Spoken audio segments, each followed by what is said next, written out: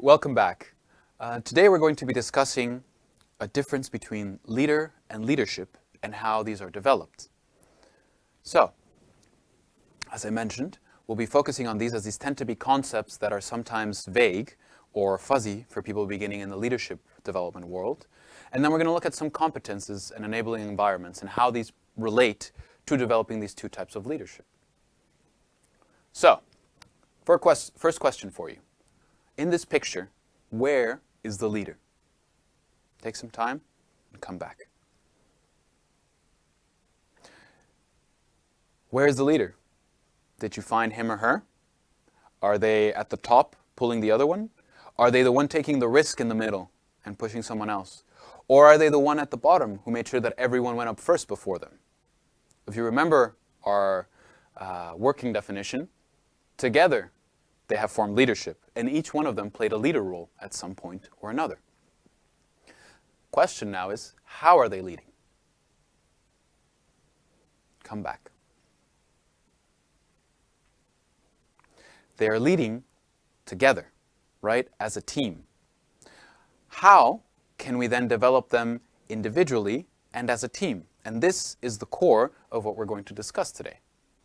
So, according again to Day 2000, the difference between leader development and leadership development is as follows. Leader development focuses on increasing human capital, the individual. How can we make individuals more leader-like? It is based on the traditional role of the traditional model of leadership, which is based on the individual, and it focuses on what we will call intrapersonal development. So, personally developing yourself from the inside. Your weaknesses, strengths, your self-awareness, all these topics that we've covered.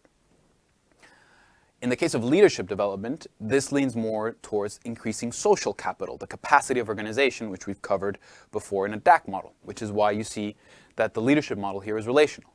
And what we call here this development is interpersonal development, which covers, as you'll see in this module, aspects to improve the communication between people, the trust, how to negotiate, how to build consensus. It's about how can we make the network in which people work in more effective in achieving positive change. To highlight this, I want to highlight again that it is about expanding the collective capacity of your organizational members to engage effectively, right? How, then, can we describe and assess these differently? Because leader development and leadership development are both necessary in order to provide an adequate environment for change and for positive impact. So how can we describe and assess them differently? For this, we're going to be looking at competences and enabling environment. So a competence, as you see here, is a combination of skills, attributes, and behaviors that are directly related to the successful performance on the job. So basically, can you do this? Can you do it well? Can you do it good enough for the job? An enabling environment, in the definition you see here, basically refers to, is the environment in which this competence being applied or developed supportive of it? Does it help to create the kind of context where the required outputs or changes are happening? So, what we're going to do now is dive into the water and see the difference between intra and interpersonal competences. Again, remember, these are the skills, knowledge, attitudes that help achieve a desired goal or objective. So initially what I want you to do individually is write down 3 to 5 intrapersonal and interpersonal competences that a leader should have. Come back afterwards. Now that you have written your individual ones, of course, we're going to share them. Share them with your fellow leader, with your pair, and compare which competences you have. And again, I want you to establish for intrapersonal and interpersonal the top 3 for each one of them. Take your time and come back. Finally, share these with the rest of the class so that everyone gets an idea of these. In what you discovered, what you shared, what you came up with, I'd like to add what Day has presented.